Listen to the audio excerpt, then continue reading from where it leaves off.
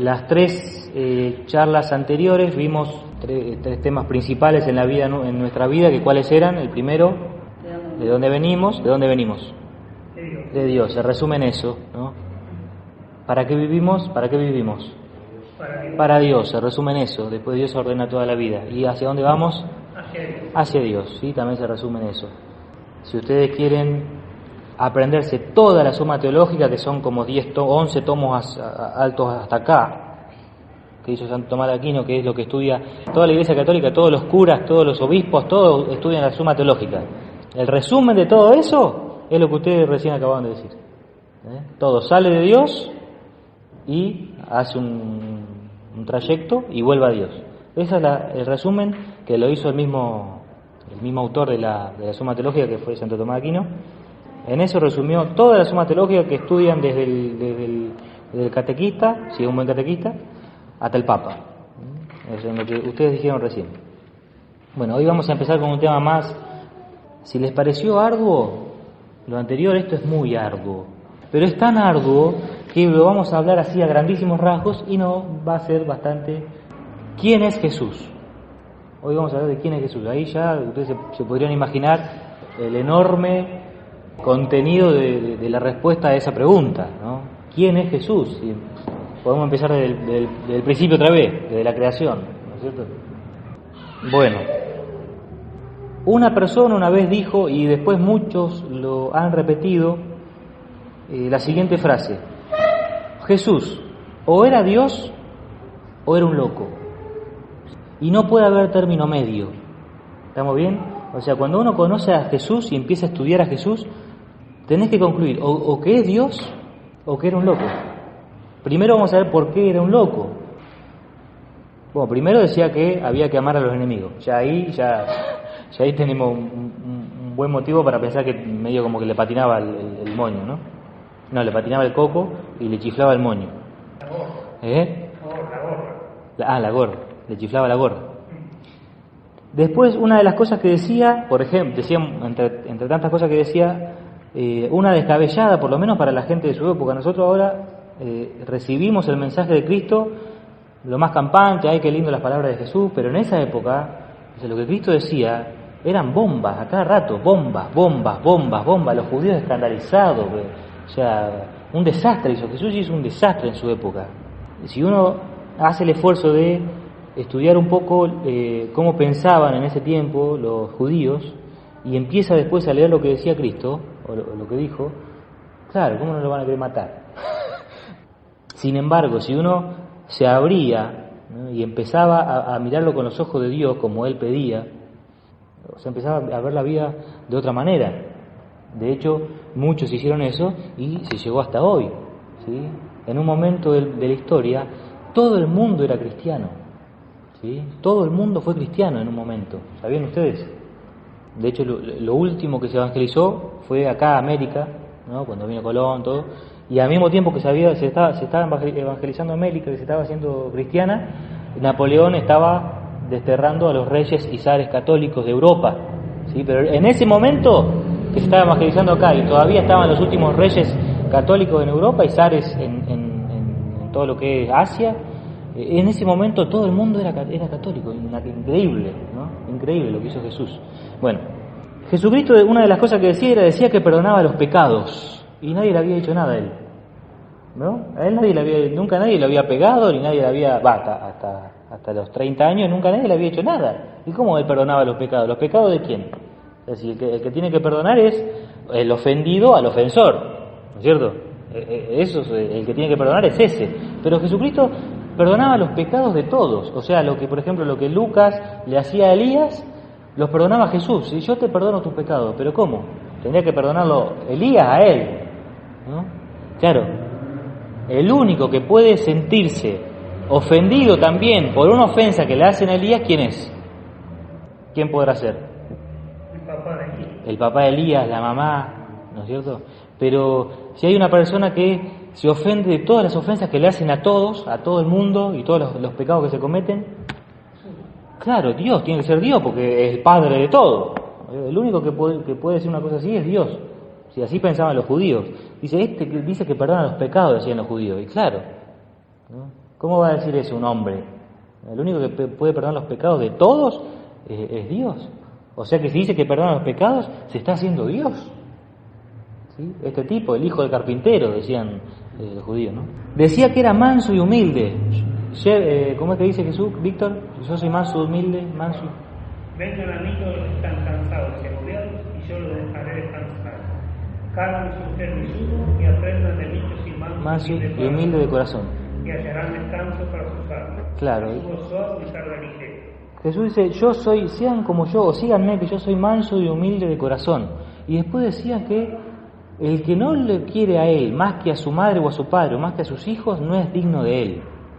Pero ¿cómo? ¿No era humilde y manso? Y ahora resulta que vos sos el capo de los capos, ¿no es cierto? Que hay que ser como vos y si no estamos todos perdidos. No era humilde. ¿Se dan cuenta? Hay como una... O sea, o se le piantó el moño a Jesús. O sea, es un tipo, un loco, ¿no? O era Dios, ¿sí? Y no hay término medio. Esto es importante. ¿Por qué les digo esto? Porque hay gente que dice que Jesús en realidad era un gran moralista, ¿sí? Como Gandhi, como Buda, como... Un avatar. ¿Como quién? Un avatar también. Bueno, se dice de todo. De Jesús, no sé qué no se ha dicho ya de Jesús. O sea, pero no puede haber término medio, ¿sí? Porque un moralista no puede hacer algo que va en contra de lo que dice. Si no, ¿quién lo va a seguir? ¿Se entiende? O sea, no hubiese sido un gran moralista. El moralista es ejemplo de lo que dice, ¿no? Los grandes moralistas, por ejemplo, han sido Platón, Aristóteles, ¿sí? Los sabios de Grecia. Esa gente hacía lo que explicaba, eran ejemplo de lo que explicaban. Bueno, Jesús parecía que no hacía. Jesús parecía que no hacía eso, todo lo contrario. O sea, decía una cosa y después él demostraba otra cosa. Es más, hay una parte que es súper intrincada, que le dicen, maestro bueno, ¿qué hay que hacer para heredar el cielo? Y Jesús, ¿qué le dice? ¿Se acuerdan? ¿Por qué me llamas bueno? Solo Dios es bueno.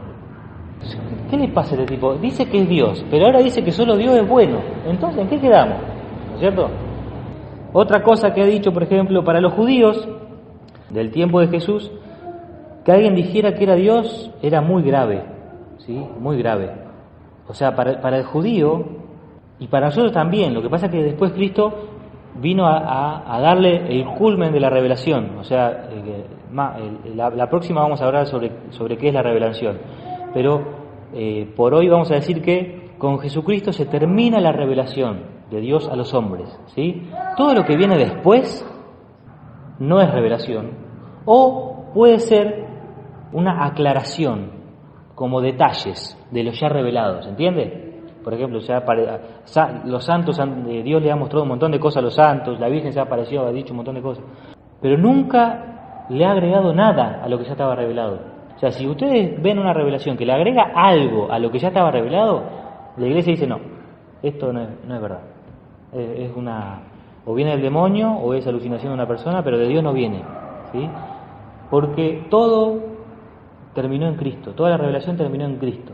De hecho, cuando Jesús se va a bautizar, ¿se acuerdan? Cuando Jesús se bautizó, ¿qué pasó?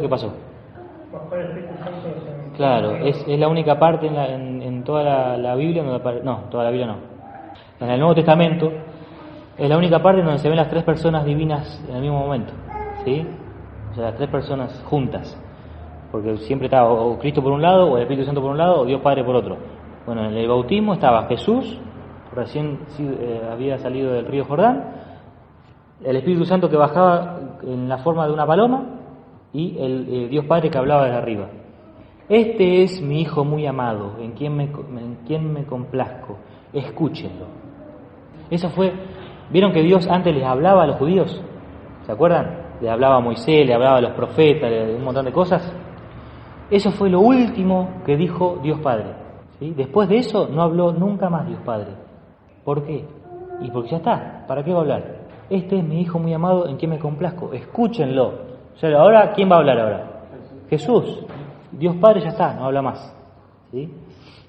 Jesucristo entonces nos dio el culmen de la revelación, que todavía los judíos no lo tenían y tampoco lo tuvieron después porque ellos rechazaron la revelación de Cristo, ¿sí? Para los judíos, para muchos judíos, Cristo fue un impostor, ¿sí? Es un impostor, De hecho, le dicen el infame, el infame.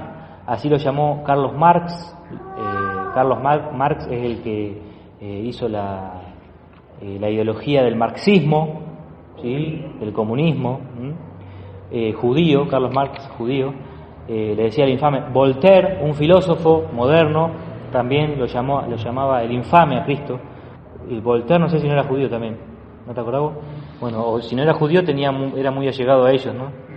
Para los judíos siempre fue un impostor. Por lo tanto, no aceptaron la revelación o el cumen de la revelación que venía a traer Cristo.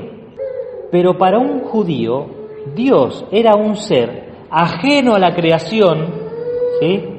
Aparte, estaba aparte de toda la creación, hasta ahí vamos bien, ¿sí? Dios no es las cosas, aunque está entre nosotros y está en las cosas, Dios no está, o sea, no es las cosas, ¿sí? Eso es una herejía que se llama panteísmo.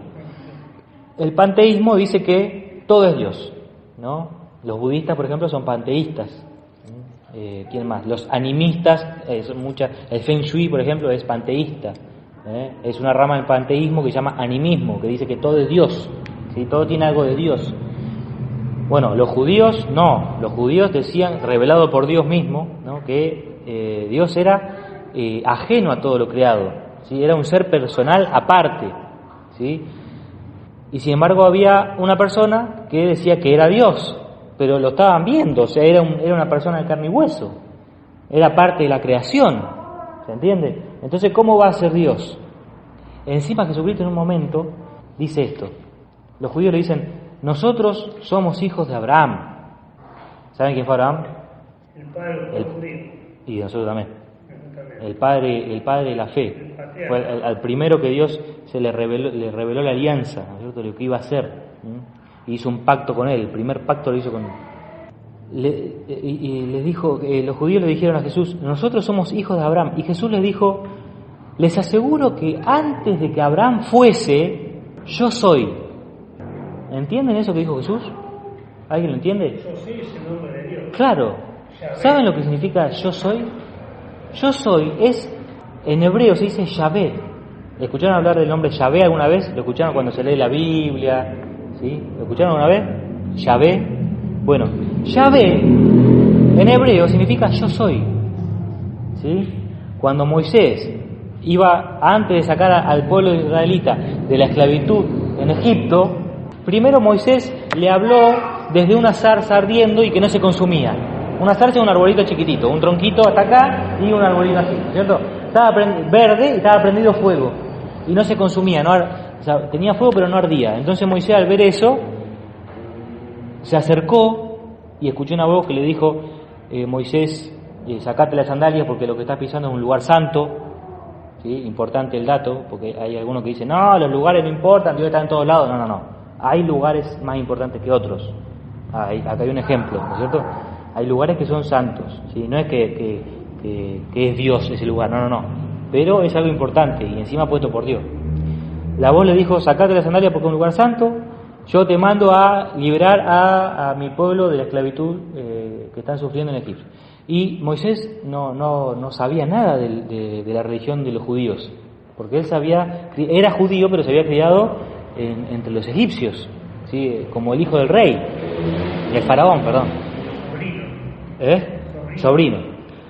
Claro, hijo de la hermana, está bien. Y Moisés le preguntó, pero ¿quién le digo? Andá y habla con el sumo sacerdote de los judíos y decirle que tiene que hacer esto, esto y esto. Y Moisés le preguntó, pero ¿quién le digo que sos? ¿Quién sos vos? Y le dijo, diles que soy Yahvé, yo soy. O sea, diles que soy, yo soy. Moisés, imagínense, no entendía un pomo.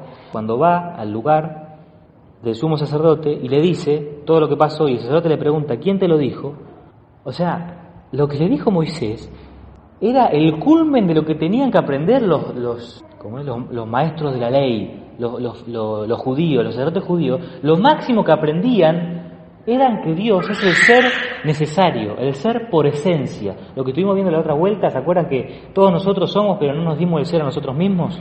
Recibimos el ser de otra cosa, ¿sí? O sea, nosotros nos dijimos, bueno, voy a ser, porque ¿cómo vamos a decidir ser antes de ser? Es un absurdo. No se puede decidir ser antes de ser, o decidir existir antes de existir. te tiene que dar otro la existencia. ¿Se entiende esto? ¿Sí? Filosofía. Bueno, Dios no recibió de nadie la existencia. Por eso, no sé si se los dije, pero existir, exis, quiere decir salir de la nada. ¿Saben ustedes? Salir de. Sis, nada. Salir de la nada quiere decir existir. Todos nosotros fuimos sacados de la nada por el poder de Dios. Dios no fue sacado de la nada por nadie. Él estuvo siempre, Él es. ¿Sí? La palabra es, la raíz de la palabra es ser. O sea, Dios es el ser por esencia. La esencia de Dios es ser. Y es el que tiene, como es ser, es dueño del ser y puede dar del ser a todas las cosas. Eso era una de las últimas cosas que aprendían los maestros de la ley. El acto puro, claro, el acto puro. O sea, no tiene potencia de nada, es todo ser.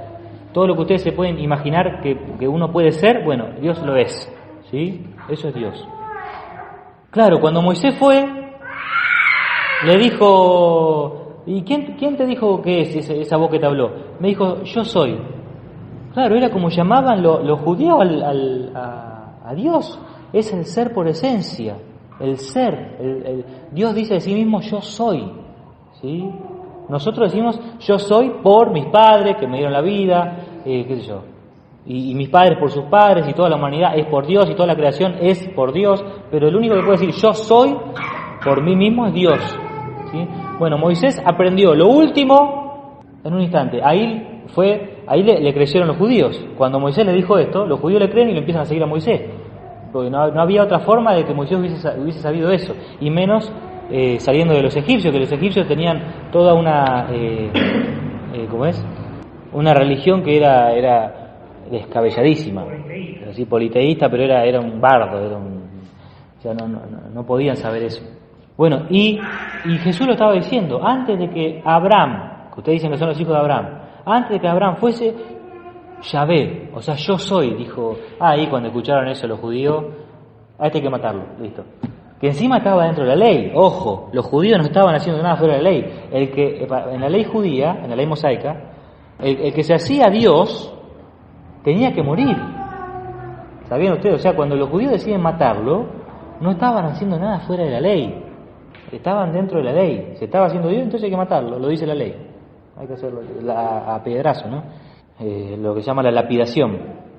Bueno, y algo todavía más grave, hasta que no vino Cristo, los israelitas en ningún momento hubiesen osado, pero ni lo hubiesen pensado, decirle a Dios Padre. Nosotros decimos, sí, Dios es nuestro Padre, Padre nuestro que está en el cielo. Sí, pero no. En la época de Jesús, decir eso era casi un insulto. ¿Cómo le va a decir que Dios es tu papá? ¿Sí? O sea, lo que estaba diciendo Cristo, dice, Abba, le decía, encima diminutivo. ¿Saben lo que significa Abba? Es lo mismo que nosotros le decimos papi. O sea, a Dios en vez de decirle padre, hay que decirle papi. Peor, los judíos se rajaban las vestiduras. ¿Cómo va a decir una cosa así? ¿Por qué? Porque el padre es el que da la misma naturaleza a sus hijos. ¿Sí? De una jirafa, ¿qué sale? Una jirafa, no sale una factura. De dos seres humanos, ¿qué sale? Otro ser humano. O sea, los padres comparten la misma naturaleza. ¿Se entiende? Comparten la misma naturaleza a los hijos. No sale. Eso es engendrar. Cuando alguien engendra es porque está compartiendo su naturaleza. Bueno, si le estamos diciendo Padre a Dios, estamos diciendo que tenemos naturaleza divina. ¿Se entiende? O sea, que Dios nos comparte su naturaleza divina. Eso estaba diciendo Cristo. Fíjense que los judíos de ese tiempo no eran ninguno caído del catre. O sea, ellos cuando sopesaban bien las palabras, ¿sí? O sea, no hablaban de balde. Ellos entendían bien las palabras, reflexionaban bien cada palabra que se decía, ¿sí? Y lo que estaba diciendo Cristo era escandaloso para ellos. Los estaba rompiendo, los estaba haciendo triza, todo lo que encima la gente lo seguía. Y imagínense, que dice cualquier barbaridad nos está sacando a todo el pueblo, porque encima también los judíos era todo o sea, antes no había gobernadores, antes lo que dirigían el pueblo eran sacerdotes. O sea, tenían que nacer de nuevo, ¿sí? De ahí la parábola de Cristo que dice, tienen que nacer de nuevo, le dice a Nicodemo. Le dice, ¿cómo tengo que hacer? Le dice Nicodemo, para heredar el reino de los cielos. Y Jesús le dice, tenés que nacer de vuelta, tenés que hacerte niño de vuelta. ¿Y pero cómo? Dice, ¿qué? ¿Tengo que meterme otra vez adentro del vientre de mi madre? Y Jesús no le contesta, porque Jesús sabía que se lo estaba medio como que se lo estaba gambeteando. Nicodemo sabía por dónde venía la mano. Tenía que sacarse la estructura y los prejuicios que había y todo otras cosas que habían hecho los fariseos, que tenían que sacárselos y ser de vuelta como niños recibiendo la palabra de Dios, ¿no? Bueno, nosotros ahora recibimos esas cosas que dijo Cristo con total naturalidad, pero sin embargo en ese tiempo era un loco. Ahora, ¿cómo Jesús se las arregló para demostrar que no era un loco? ¿Sí? Porque para el común de las personas este tipo es un loco. Bueno, por eso Jesús tuvo que hacer milagros.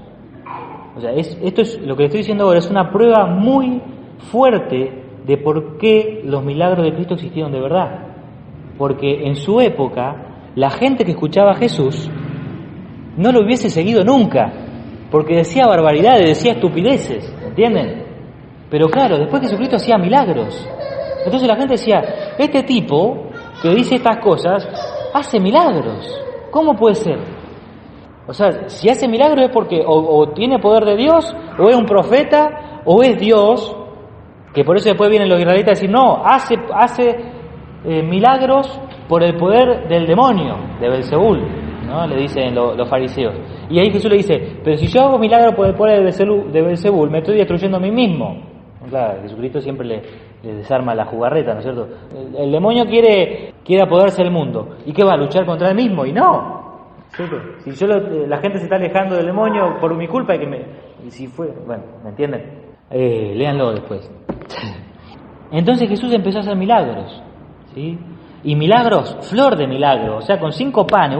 5 panes entran en esta mesa. Imagínense que son 5 panes grandes. Imagínense que son 5 panes, no sé, como esa mesa. 5 panes como esa mesa. Que no creo que lo haya amasado nadie en esa época, pero pongámosle que eran panes como esa mesa de grande. Le dio de comer a 5.000 personas, 5.000 hombres sin contar mujeres y niños. O sea que había otras 5.000 mujeres más o menos y póngale 5.000 niños más. Y encima sobró pan y pescado, ¿no? 5 panes y 2 pescados. Imagínense que los 2 pescados hayan sido, no sé, 2 tiburones. No sé qué pescado más grande. No, es imposible que sobre. Y encima lo hizo 2 veces a ese milagro. Sí, o sea, flor de milagro, no era milagrito como... qué sé yo, hacer caminar a uno, también lo hizo, ¿no? Pero hizo milagro, Señor, es milagro, ¿no? El milagro del vino en la boda de Caná.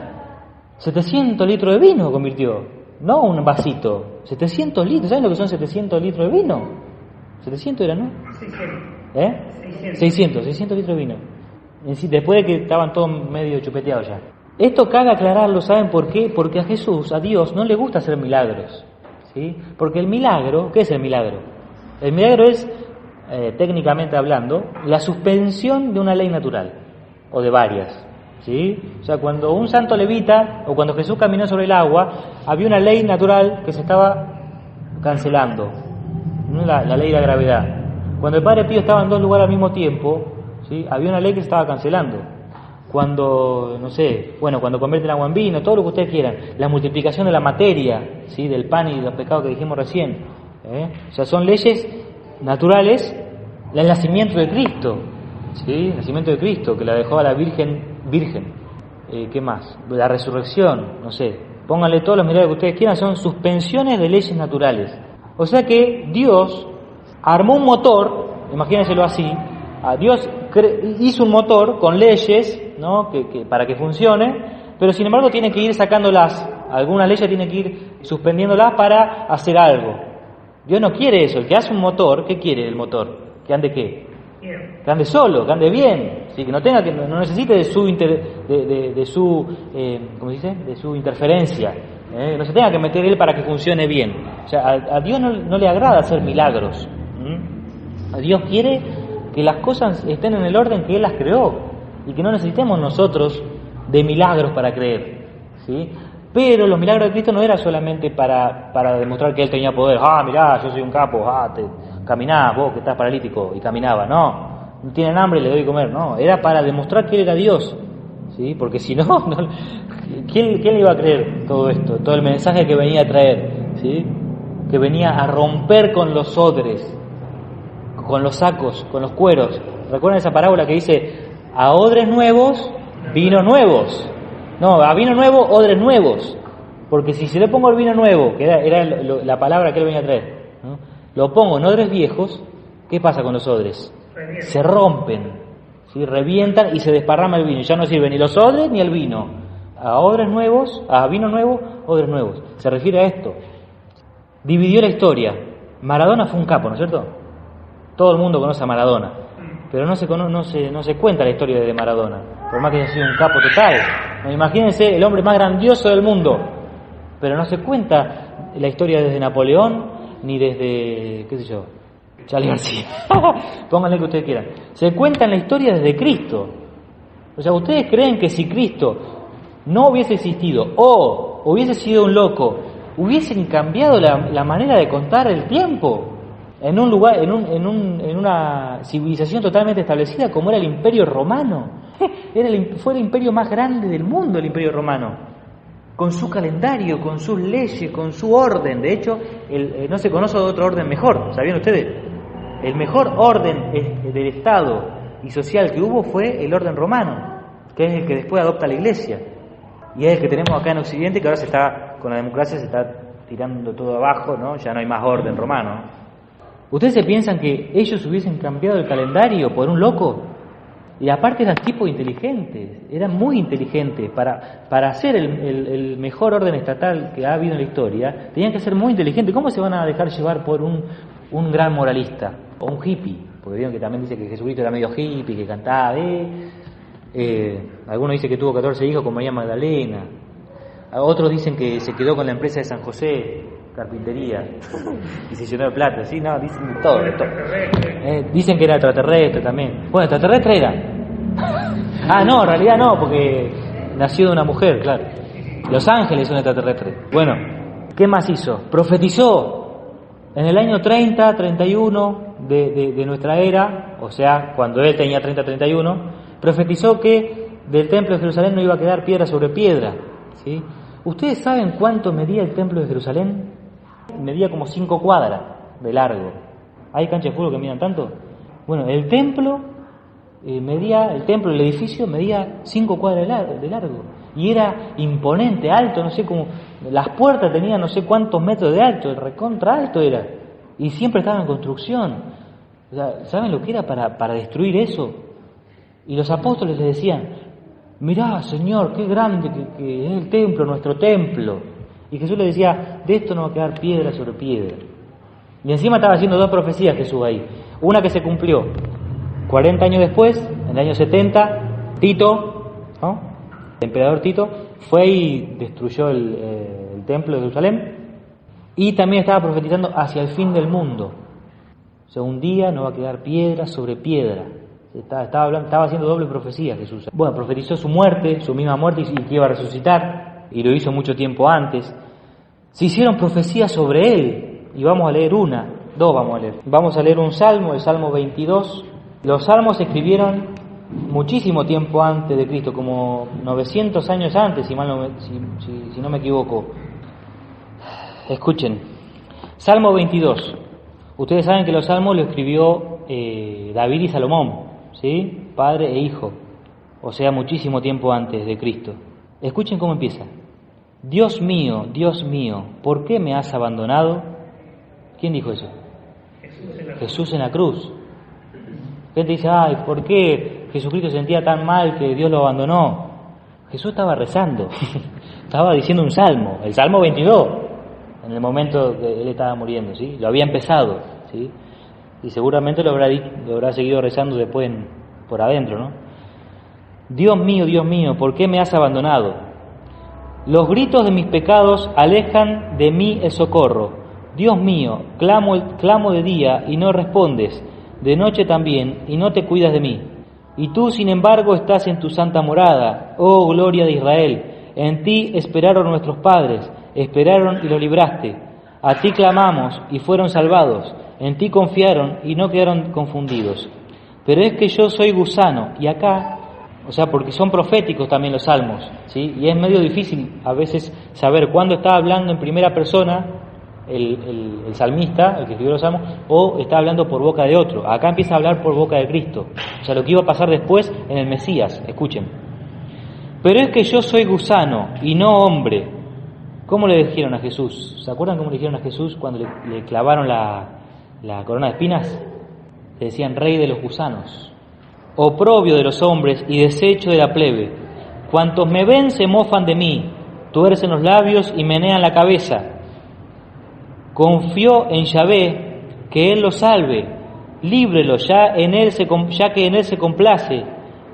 O sea, esto no lo pudo haber escrito nunca ni David ni Salomón, porque ni David ni a Salomón les pasaron estas cosas. Nunca lo trataron de gusano, nunca se le rieron de él. Fueron reyes desde chiquititos los dos, ¿se entiende?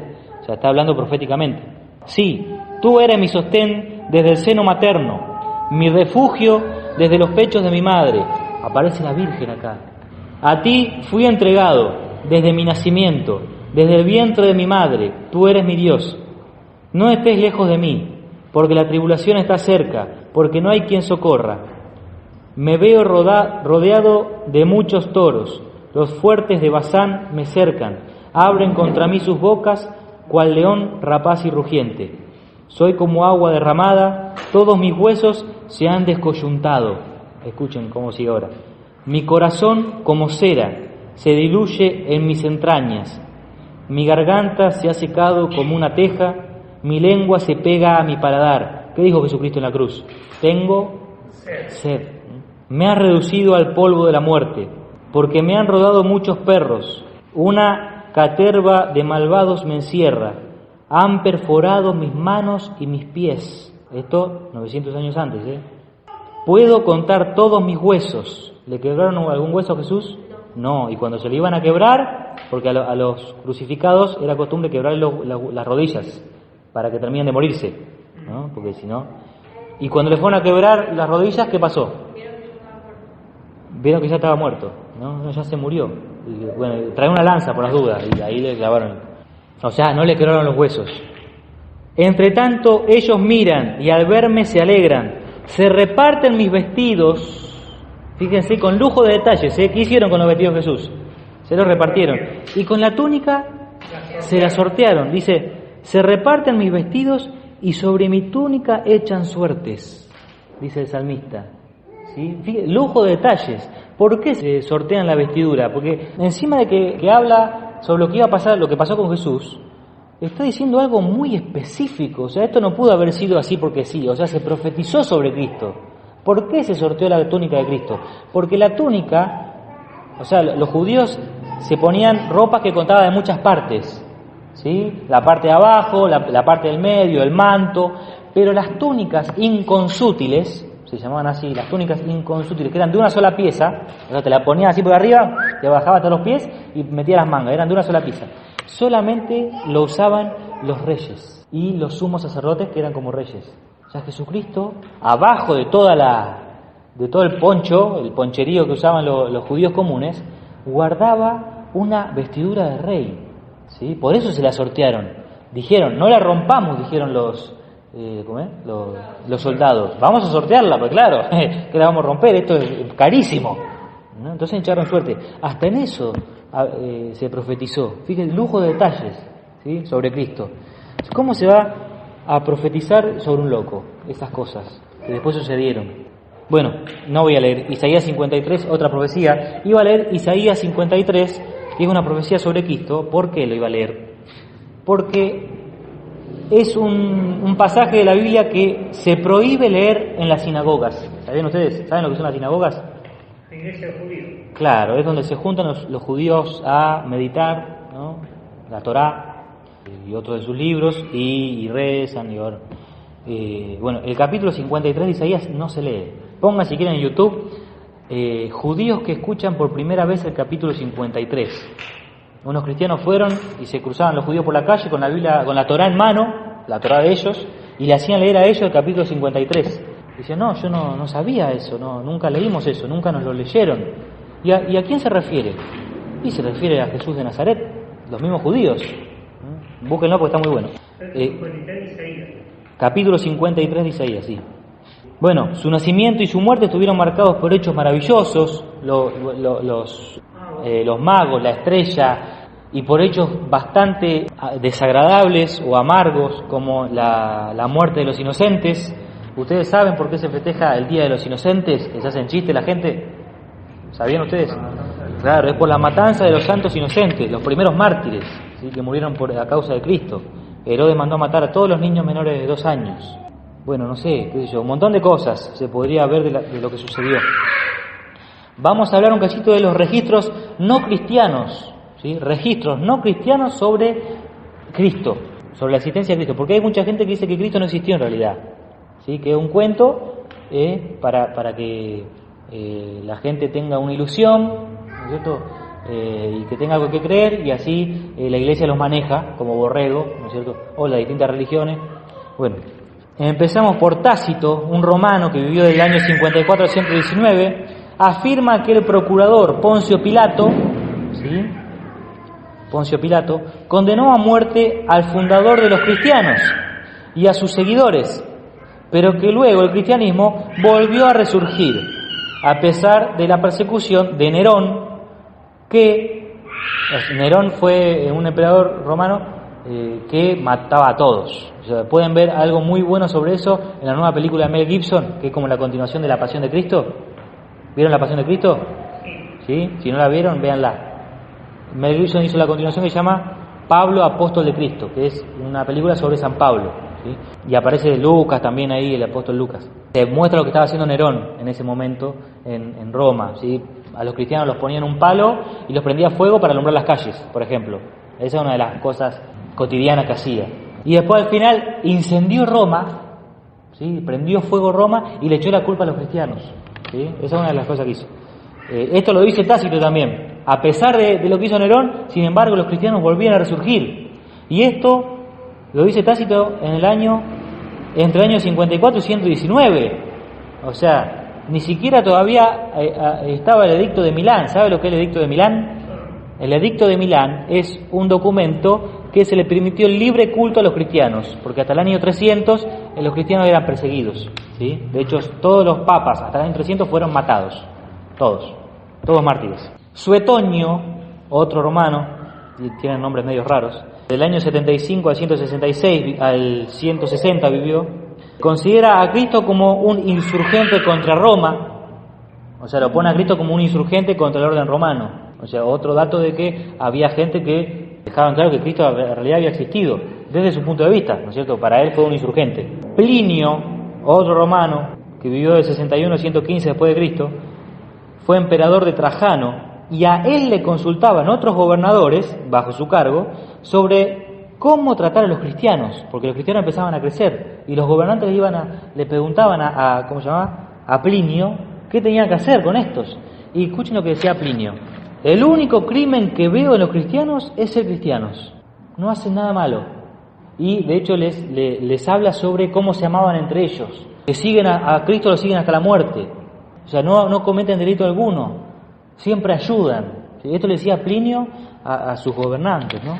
Después está Luciano, en el siglo II, habla de la muerte de Cristo, de sus milagros, otra vez del amor que veía entre los cristianos.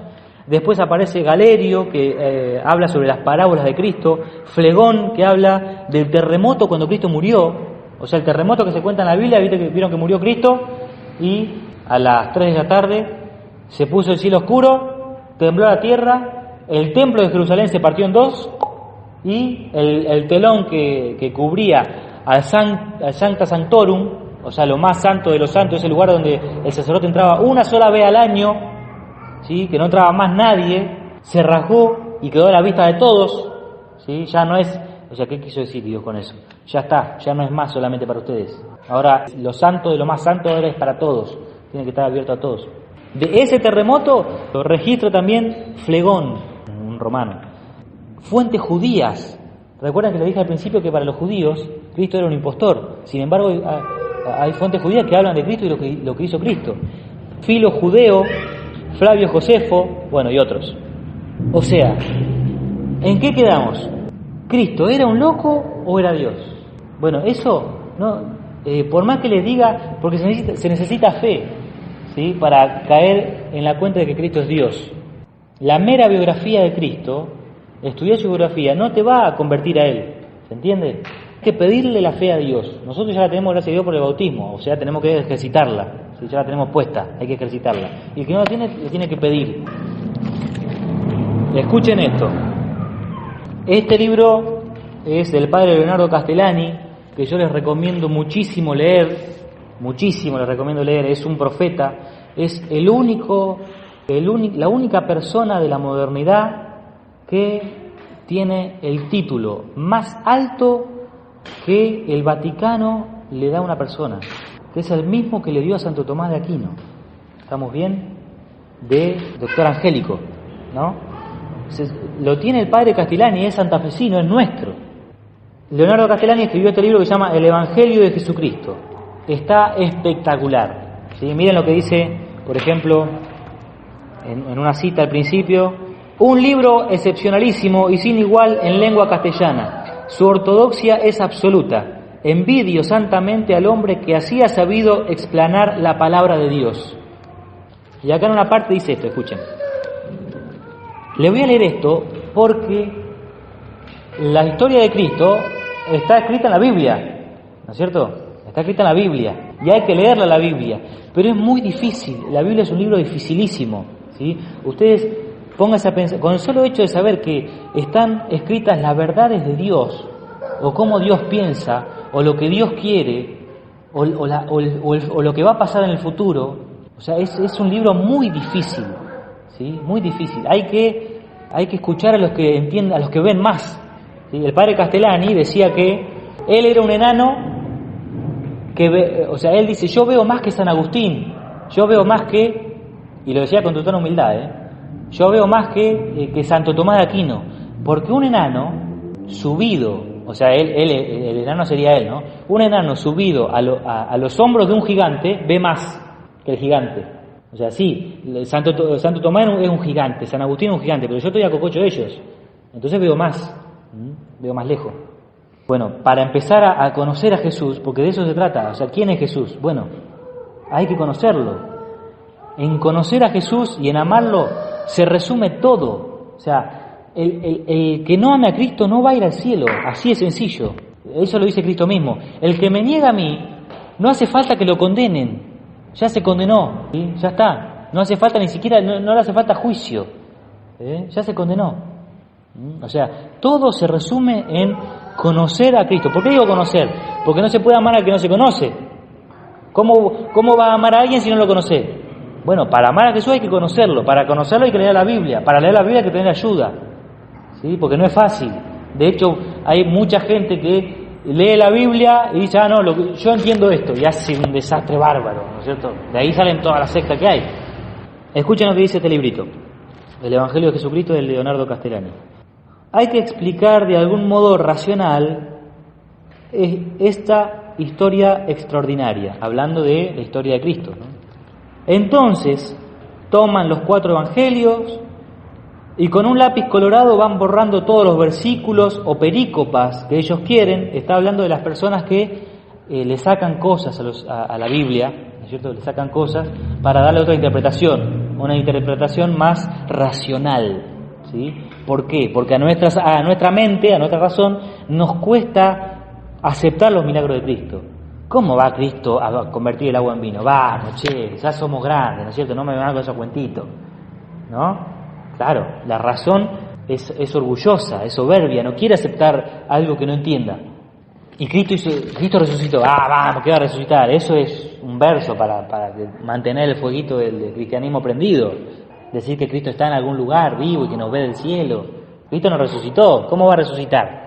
¿No es cierto? Eso es lo que nos dice la razón. Entonces hay gente que empieza a sacar partes que hablan de que Cristo resucitó, que habla de los milagros de Jesús, para hacerlo más racional. Y no terminan conociendo a Jesús, porque después Jesús queda como un gran moralista, o un loco, ¿sí? Que dijo cosas importantes en una época lejana.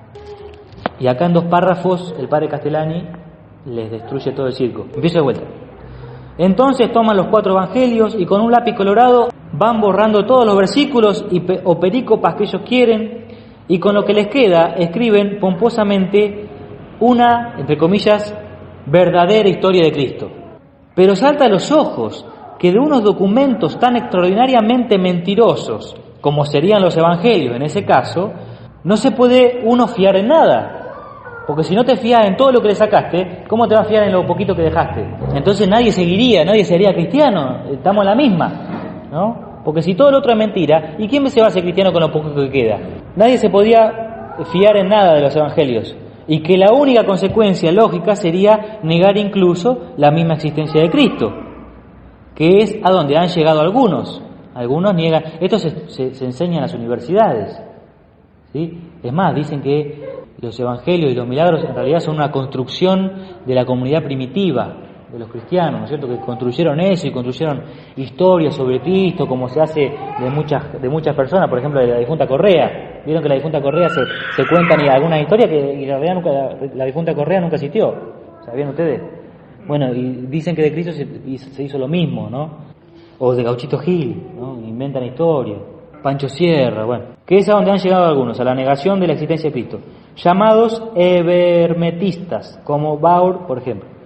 Pero negar la existencia de Cristo es mucho más difícil que negar la existencia de Julio César, de Napoleón Bonaparte o de Sarmiento. ¿Alguno negaría acá que Sarmiento existió? Y no, ¿quién va a negar que Sarmiento existió? Si de hecho la escuela está como está por culpa de Sarmiento. Claro, pero negar a que Cristo existió es más difícil todavía, y que hizo lo que hizo. Increíble es que Cristo haya resucitado de entre los muertos. Increíble es que el mundo entero haya creído ese increíble. Más increíble de todo es que unos pocos hombres, rudos, débiles y letrados, ¿de quién está hablando? Los apóstoles eran pescadores, no eran maestros, no sabían leer los apóstoles. No sabían profecía, no sabían nada, eran pescadores. Uno cobraba impuestos, qué sé yo. Rudos, débiles y letrados, hayan persuadido al mundo entero, incluso a los sabios y a los filósofos, de esas cosas increíbles. O sea, el que niega que Cristo hizo lo que hizo, tiene que negar a los filósofos que lo aceptaron, a los reyes que hicieron sus reinos cristianos. O sea, negar a Cristo y que negar que Cristo hizo lo que hizo es más difícil que negar que Sarmiento existió. El primer increíble no lo quieren creer, o sea, lo de que Cristo ha resucitado. El segundo no tiene más remedio que verlo, o sea, de unos hombres, ¿no? Porque a esos hombres los han conocido, lo han visto, ¿no? Y le han creído en ellos. De donde no queda más remedio que admitir el tercero. O sea, si todo el mundo se convirtió, por más que yo no crea que Cristo resucitó, y me cuesta creer que los apóstoles hayan hecho lo que hicieron, que todo el mundo haya sido cristiano, me obliga a mí a creer que Cristo existió y hizo lo que hizo. La existencia de la iglesia, escuchen esto, así termina, es fenomenal. La existencia de la iglesia sin la resurrección de Cristo es otro absurdo más grande. ¿Cómo va a existir? Si Cristo no resucitó, por eso San Pablo lo dijo desde el principio, ¿no? Si Cristo no resucitó, vana nuestra fe. O sea, si Cristo no resucitó, ¿cómo se explica que existe la iglesia? ¿Cómo va a existir la iglesia? ¿Cómo se va a mantener el tiempo? Con todos los escándalos que ha hecho la iglesia en toda la historia. ¿Sí? O sea, ustedes saben que la iglesia es la cosa más buena de la historia, ¿no es cierto? Porque cuando se ponen a ver lo que hizo Cristo es lo más bueno que hay. Pero también los hombres de la iglesia han hecho de los escándalos más grandes, de hecho, dicho por un mismo obispo. Le dijeron, ¿usted cree que la iglesia es institución divina? Y el obispo le dijo, mirá, si no la destruimos nosotros mismos con nuestros pecados, tiene que ser de Dios. Porque claro, ¿cómo se va a mantener en pie semejante, ¿no? A pesar de todos los pecados y los escándalos de los hombres? Bueno, entonces lean, ¿sí? Para conocerlo mejor a Jesús. Jesucristo, vamos a hablar un poquito de lo que Él es, ¿sí? Jesucristo es sacerdote, profeta y rey, esas tres cosas. El sacerdote es el que da el sacrificio por un pago, ¿sí? O sea, es el que paga por algo. Ese es el sacerdote, ¿sí? El que hace el sacrificio. Un padre de familia, ¿sí? Que se sacrifica para pagar el pan que lleva a su casa, es un poco sacerdote.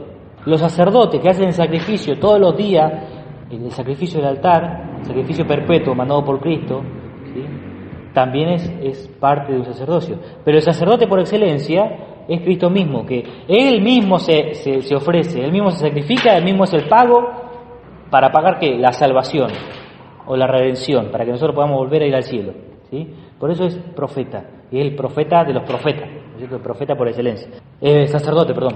Es profeta, el profeta es el que dice. Las cosas que se dicen porque hay que decirlas, porque son cosas buenas, y ¿quién más bueno o quién más profeta que el que diga las cosas que son la palabra de Dios misma? O mejor aún, ¿qué más profeta que el que es la misma palabra?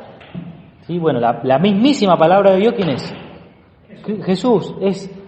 En Jesús se resume todo lo que Dios ha dicho. Por eso dijo, este es mi hijo muy amado, escúchenlo, porque Él es la palabra viviente. O sea, es el profeta por excelencia, el que dice, ¿sí? El que dice lo que hay que decir. Y es rey por derecho propio, bajo dos aspectos, porque es Dios, ¿sí? Y Él creó todo, por lo tanto, las cosas son de Él porque las creó. Y como hombre, porque es descendiente de David, y toda la historia de las reyesías de David, si ustedes la estudian, en un momento dice Dios que de la dinastía de David va a salir el que gobierne sobre todo el universo y su reino no tendrá fin, que es lo que le dice el ángel a María, ¿no? Cuando le anuncia la encarnación del Verbo. Y él es descendiente de David, políticamente por San José y de sangre por María. María era descendiente de David y José era descendiente de David también. Cuando José lo adopta a Jesús como su padre, o sea, ¿saben por qué a José se le dice Pepe? ¿No saben? Porque a José fue el padre putativo de Jesús, ¿sí? O sea, el padre adoptivo. Y en los registros de antes se ponía P, padre putativo, ¿entienden? Por eso se dice Pepe a los José. Bueno, o sea que políticamente, por vía de José, es también descendiente de David, Jesús. Y es rey por conquista, porque todo le pertenecía al demonio por el pecado, pero Jesucristo venció al demonio, ¿sí? Con su muerte y resurrección. Ahora vamos a... Ay, pisa, che. Ya con esto terminamos, ¿eh? La Santísima Trinidad, Padre, Hijo y Espíritu Santo. ¿El Padre quién es? Dios. ¿El Hijo? Dios. ¿Y el Espíritu Santo? Dios. ¿Estuvieron los tres siempre? Sí. Pero el Hijo, en un momento, baja y asume carne. Dios asume naturaleza humana. Siendo de naturaleza divina, baja y asume naturaleza humana, ¿sí? O sea, tiene dos naturalezas, divina y humana. Por eso ahí Jesucristo eso lo usa para convertir a las personas. Y a veces habla como si fuese solamente hombre y a veces habla como si fuese solamente Dios. Por eso cuando vino a preguntarle el no discípulo, que le vino a preguntar cómo hay que hacer para heredar la vida eterna, Jesús le dijo, maestro bueno, ¿cómo hay que hacer para heredar la vida eterna? Y Jesús le dijo, ¿por qué me llamas bueno? Solo Dios es bueno. O sea, ahí está hablando como hombre o como Dios. Como hombre. ¿Por qué habrá sido? Porque esa persona no estaba creyendo. Entonces, y él sabía que solamente Dios es bueno. O sea, que Jesucristo le dice eso porque lo hace caer en falso. Él viene y le dice, maestro bueno. Y dice, pará. Imagínense, Jesús que ve los corazones, le dice, si vos no crees en mí, que yo soy Dios, ¿por qué me decís bueno? Si vos sabés que bueno solamente es Dios. Bueno, Jesucristo a veces habla como Dios, a veces habla como hombre, porque tiene dos naturalezas. Como hablamos la vez pasada, Jesús es hombre y Dios. Y siendo hombre, paga una deuda infinita porque es Dios que había contraído el hombre. ¿Se acuerdan de eso?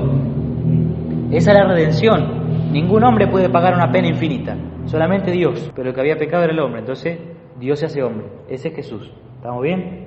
Bueno, eso sucedió en un momento en el tiempo, en el año 0. ¿Sí? En realidad, 1 año y medio, 2 años antes. ¿Sí? No fue exactamente en el año 0. Pero no quiere decir que Jesucristo empezó a existir ahí. Ojo, porque eso es lo que creen los testigos de Jehová, que Jesús fue creado en el año 0, que no es Dios. Jesús estaba desde antes. De hecho, cuando crea Dios todo, dice, hagamos al hombre a nuestra imagen. O sea, Dios habla como si fuese más de uno, ¿sí? Después a Abraham, Dios se les aparece como si fuese 3 personas. Si un día ustedes leen en el momento que Dios se le aparece a Abraham, se le aparecen tres gemelos, ¿sí? Léanlo porque es graciosísimo. Porque esos 3 gemelos se acercan a Abraham y le dice, Abraham, vas a ser papá. Y Sara estaba atrás de una cortina escuchando y se empezó a reír Sara. Y Dios le dijo, ¿de qué te reís, Sara? Ahora por no haber creído te va a quedar muda hasta que nazca. Y la castigó así a Sara, ¿cierto? Por haberse reído. Bueno, o sea, Jesucristo está desde antes. Por eso le dijo, antes de que Abraham fuese, yo soy. Jesucristo es Dios, está desde antes. Es una de las 3 personas, pero es Dios. Y ahora vamos a hablar de una cosa, de la hostia, ¿sí? La hostia. La palabra hostia significa víctima, ¿sabían ustedes? La hostia, antes de ser consagrada, ¿qué es? Pan. Jesucristo dijo que hay que comer su carne y beber su sangre, ¿cierto? Pero escuche, porque Él dice, yo soy el pan vivo bajado del cielo. El que no come mi carne y bebe mi sangre no tiene vida eterna. O sea que está uniendo como al pan y a la carne, ¿vieron? O sea, es como que dice que el pan y la carne parece como que se confunden. Yo soy el pan vivo bajado del cielo. Y el que no come mi carne y bebe mi sangre, pero ¿cómo? Si decís que sos el pan vivo bajado del cielo, ¿por qué no decís el que no come mi pan? No, Él dice el que no come mi carne y bebe mi sangre. O sea, están como confundidos el pan y la carne cuando habla Jesús. Y después en un momento, en la última cena, vamos a partir de una base primero. ¿Jesucristo es un loco o es Dios al final? ¿Qué decimos? ¿Decimos que es Dios? Perfecto. Porque si no, no podemos concluir. Decimos que es Dios. Bueno, este ser que es Dios, en un momento, en la última cena, agarra un cacho de pan y dice, esto es mi cuerpo. No dijo, esto es como si fuera mi cuerpo, o esto es símbolo de mi cuerpo. Y cuando Jesús hablaba en forma simbólica, Él lo decía antes. Él lo decía como cuando hablaba en parábolas. Es como una vid. El reino de Dios es como si fuese una vid. ¿No es cierto? O sea, Jesucristo hace bien la distinción de cuando una cosa es análoga o simbólica. Pero cuando está hablando del pan que agarró, dijo, esto es mi cuerpo. Cuando Dios dijo, hágase la luz, ¿qué pasó con la luz? Se hizo. Cuando Dios dijo, hágase los animales, ¿qué pasó con los animales? Empezaron a existir. Si Cristo es Dios, cuando Dios dijo, esto es mi cuerpo, ¿eso qué era? El cuerpo, ¿sí? El cuerpo. Ojo, porque la razón, como dijimos hoy, es media loca, ¿sí? Y empieza a, no entiendo, y no vas a entender. Ustedes le tienen que decir la razón. No va a entender, querida. Si es de Dios eso, ¿cómo va a entender a Dios? Lo va a entender y nunca va a dejar de entenderlo después de la muerte. ¿Sí? Ahora no lo va a entender. Y después miró a los apóstoles y dijo, hagan esto, o sea que, hagan esto, lo que había hecho Él. Hagan esto. Dios, hágase la luz se hizo. O sea que cuando dice, hagan esto, en su misma palabra, o sea, Dios cuando habla, se hace lo que dice y punto. ¿Sí? Dios hace su voluntad solamente con decirla. Cuando Dios les dice, hagan esto, en esa misma frase les está dando el poder a ellos para hacer lo que hizo Él. Hagan esto en memoria mía, hasta que vuelva. Bueno, ¿qué pasa en el milagro de la consagración? ¿Se acuerdan cuando hablamos de la sustancia del accidente? Fíjense que está todo relacionado, todo lo que hablamos. Quedan 10 minutos. ¿Qué era la sustancia? Lola, que sos la más aplicada. Sí, vos faltaste. La sustancia es lo que subsiste por sí mismo, que no necesita de otra cosa para existir. ¿Entienden? Lo contrario a la sustancia es el accidente. El accidente es algo que existe, pero necesita de otra cosa para existir. O sea, una sustancia. Sustancia y el accidente se podría decir que son contrarios. Pero los accidentes necesitan de la sustancia. Un accidente, por ejemplo, es el color rojo. Esa madera, ¿ven? La madera de esa cruz. Es ese color marrón. Si yo saco la cruz, la sustancia madera, ¿qué le pasa al accidente marrón? No está más. O sea, el marrón, que es un accidente, necesita de la sustancia madera para existir. Si no está esa sustancia, el accidente no existe. Otro, el gusto, por ejemplo. El gusto a manzana. ¿Sí? ¿Necesita de qué para existir? De la sustancia manzana. Si no, el gusto no existe. Se pueden hacer, ¿cómo se llama? Saborizante, pero no es lo mismo. Sí, de hecho uno se da cuenta, si es saborizante, pero manzana no es. Entonces tenemos sustancias y accidentes. Los accidentes son todo lo que reviste a la sustancia. Fíjense, presten atención. Nosotros percibimos las sustancias o no. ¿Directamente? No. Nosotros percibimos los accidentes, los colores, el gusto, los sonidos, la rugosidad de las cosas. Y cuando percibimos los accidentes, nuestro sentido común nos dice, este accidente necesita de algo para existir, no existe así nomás. Entonces tiene que haber algo que no vemos. Todo eso lo hace su cabeza sin que ustedes se den cuenta. ¿Sí? Eso, ese algo que no vemos, se llama sustancia, ¿sí? No lo vemos a eso. Por eso los aromatizantes o los saborizantes a veces nos engañan, ¿sí? Tomá jugo de naranja, y vos tomás jugo de naranja, qué rica naranja. No, mentira, no era jugo de naranja, era tan, ¿no? O Clyde, el Clyde tiene más gustito, ¿no? Parece más. Bueno, claro, ¿por qué los sentidos se engañan? O en realidad nosotros nos engañamos, porque como percibimos los accidentes, pero no percibimos la sustancia, no percibimos que eso en realidad no es naranja y es saborizante. ¿Se entiende? O sea, nosotros percibimos los accidentes, no la sustancia. ¿Qué pasa en la hostia en el momento de la consagración? El milagro técnicamente se llama transubstanciación. Es un milagro porque las sustancias no se transforman, ¿sí? La sustancia es sustancia en el momento que empieza a existir y deja de ser sustancia en el momento que se muere o que deja de existir. No se transforman las sustancias, ¿sí? Es imposible. ¿Estamos bien? Lo que pasa en el momento de la misa es un milagro. Entonces tenemos, antes de la consagración, la hostia es pan, ¿sí? Sustancia, pan. ¿Y qué accidente podemos encontrar? Blanco, gusto a pan, redondo, porque las dimensiones también son accidentales. O sea, lo que explicó el padre una vez en la misa, un bebé en el vientre de la madre recién concebido, son 2 células, pero ¿es un bebé o no? ¿Es un ser humano o no? Sí. ¿Y Víctor es un ser humano o no? No. Ah, sí. Sí, Víctor también es un ser humano. O sea, no importa la dimensión, ¿no? O sea, sí, la sustancia es la misma, ¿eh? Bueno, es redondo, hay hostias más grandes, más chiquitas, la que come el padre es más grande, la que comemos nosotros más chiquita, ¿cierto? La dimensión es otro accidente más. Entonces, ¿qué pasa en la transubstanciación? De sustancia pan, accidente blanco, redondo, finito, gusto a pan. Después de que el padre dice las palabras de la consagración, cambia la sustancia y ya no es más sustancia pan. ¿Qué es? Es el cuerpo de Cristo, sustancia carne de Cristo. Y accidentes, los mismos. O apariencia se dice. ¿Se entiende lo que pasa?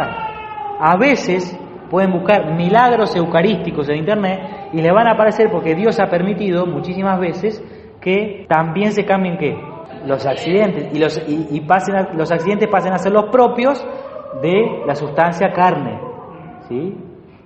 Pero si no, imagínense si el sacerdote agarra el pan y dice esto es el cuerpo de Cristo y enseguida aparece carne y empieza a chorrear sangre. ¿Qué le pasaría a nuestra fe? Sería violentada, ¿no es cierto? Tendríamos que creer sí o sí. ¿Y Dios nos puede violentar la fe? No, lo hablamos la vez pasada, ¿te acuerdas?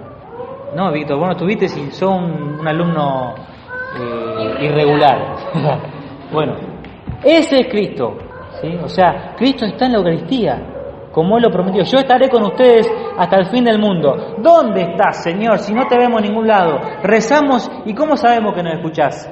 Te pedimos cosas y ¿cómo sabemos que nos las das? ¿Se sienten amados por Jesús ustedes? ¿No será un mero sentimiento producido por su sentimentalismo interno? ¿No? ¿Dónde está Jesús? Esto es mi cuerpo. Si nosotros afirmamos que es Dios, tiene el poder para hacer eso. ¿Y Cristo dónde está entonces? En el sagrario, está ahí. ¿Sí? Tenemos que hacer adoración, muchachos. Bueno, nada más.